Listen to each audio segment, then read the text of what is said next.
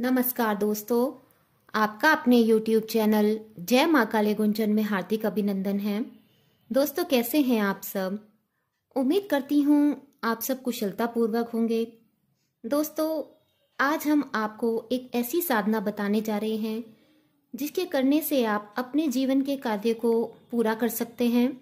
क्योंकि दोस्तों, कभी कभी जो हम चाहते हैं वो हम नहीं कर पाते, उस कार्य को करने की हमारी क्षमता ही नहीं होती। तो दोस्तों, आज की इस वीडियो में हम आपको एक ऐसी साधना के बारे में बता रहे हैं जिसके करने मात्र से ही आप अपने जीवन में बहुत कुछ पा सकते हैं। इस साधना के सिद्ध होते ही आप किसी का भी वशीकरण कर सकते हैं और बहुत से काम आप अपने कर सकते हैं। यानी जिसका आप वशीकरण करना चाहते हैं उसका आप वशीकरण कर सकते हैं। दोस्तों, आपकी जानकारी के लिए मैं यहाँ आपको स्पष्ट रूप से एक बात बता दूं। मैंने पहले भी अपनी कई वीडियो में आपसे कहा है और अब भी यही कहूँगी, साधना आप कोई भी करें परंतु आपसे किसी को कोई नुकसान ना पहुँचे, किसी का गलत आप वशीकरण ना करें, किसी को आप किसी तरह से नुकसान ना पहुँचाएं। दोस्तों, हम यहाँ आपको अप्सरा साधना की जानकारी देने जा रहे हैं। दोस्तों, ये साधना करना इतना आसान भी नहीं है और इतना मुश्किल भी नहीं है। आप अपने ऊपर नियंत्रण रखते हुए इस साधना को करें। दोस्तों, जब हम इस तरह की कोई भी साधना करते हैं, चाहे वो अप्सरा की साधना हो, उर्वशी साधना हो, रंभा साधना हो या और अन्य कई भी अप्सराओं की साधना की जाती हैं, तो मन में एक संकल्प करके दृढ़ता के साथ साधना करनी पड़ती है और हमें इससे दोस्तों लाभ भी मिलता है। दोस्तों, अप्सरा साधना काफ़ी फलदायी होती है, लेकिन इसको करने के लिए कुछ नियमों का पालन करना होता है, वरना ये साधना फल नहीं देती। इस साधना को दोस्तों करते समय घबराना नहीं चाहिए।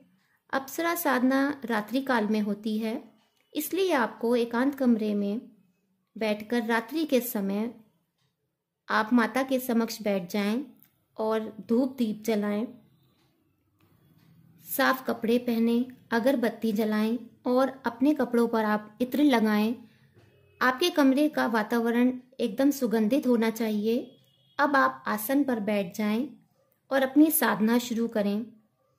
दोस्तों, साधना में आपको कई प्रकार के विघ्न आ सकते हैं, उससे आपको घबराना नहीं है।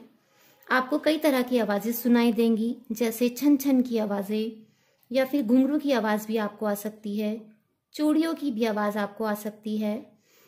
आपको घबराना नहीं है और अपना ध्यान आपको साधना में ही लगाए रखना है।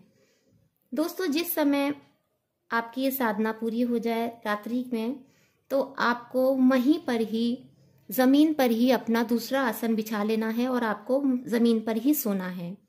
और दोस्तों, आपको इस बात का ध्यान रखना है, जिस कमरे में आप साधना कर रहे हैं उस कमरे में कोई भी ना, अन्य व्यक्ति कोई भी ना आए और ना ही ये कोई साधना करते समय, जैसे आप ये साधना कर रहे हैं, इस साधना को करते समय आपको कोई देखे, ना ही कोई टोके।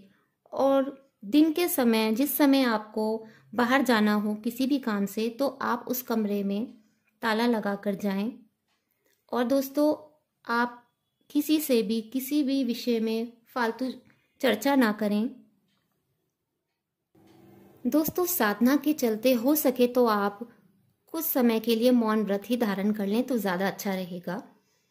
दोस्तों, अप्सरा साधना में आपको कई तरह के रूप बदलकर ये डरा भी सकती है, आपका मन विचलित कर सकती है। कभी तो ये आप इतना सुंदर रूप धारण कर लेगी कि आपका मन भी विचलित हो जाएगा, परंतु आपको ब्रह्मचर्य का पालन करके ही साधना शुरू करनी है। अपने मन को आप काबू में रखें। दोस्तों, जैसे जैसे आपकी साधना आगे बढ़ती जाएगी, अप्सरा आपके सामने प्रत्यक्ष रूप में आकर खड़ी हो जाएगी और अगर वो आपसे पूछे कि तुम मुझे किस रूप में स्वीकार करोगे, दोस्त के रूप में या पत्नी के रूप में या फिर बहन के रूप में या माँ के रूप में, तो दोस्तों आपको बहन या माँ का ही रूप स्वीकार करना चाहिए। वैसे तो माँ का रूप ही सबसे उत्तम है।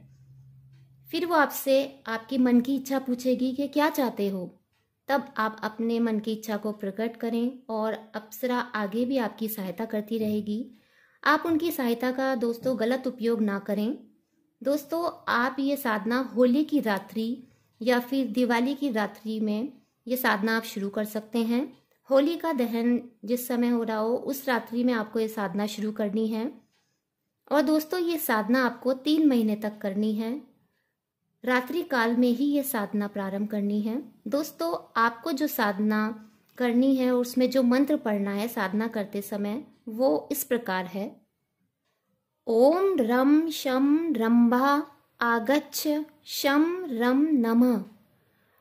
ओम रम शम रंभा आगच्छ शम रम नमः। दोस्तों ये मंत्र आपको रोजाना 11 माला करना है और 3 महीने तक करना है। बस आप मन में विश्वास और लगन के साथ अप्सरा साधना करते रहें। मन में सच्ची श्रद्धा रखें।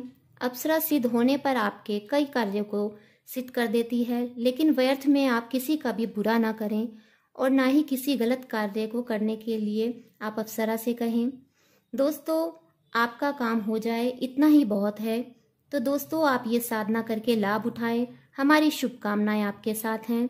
दोस्तों अगर आपने अभी तक हमारे चैनल को सब्सक्राइब नहीं किया है तो प्लीज़ जल्दी से लाइक शेयर कर दीजिए। धन्यवाद। जय माता की।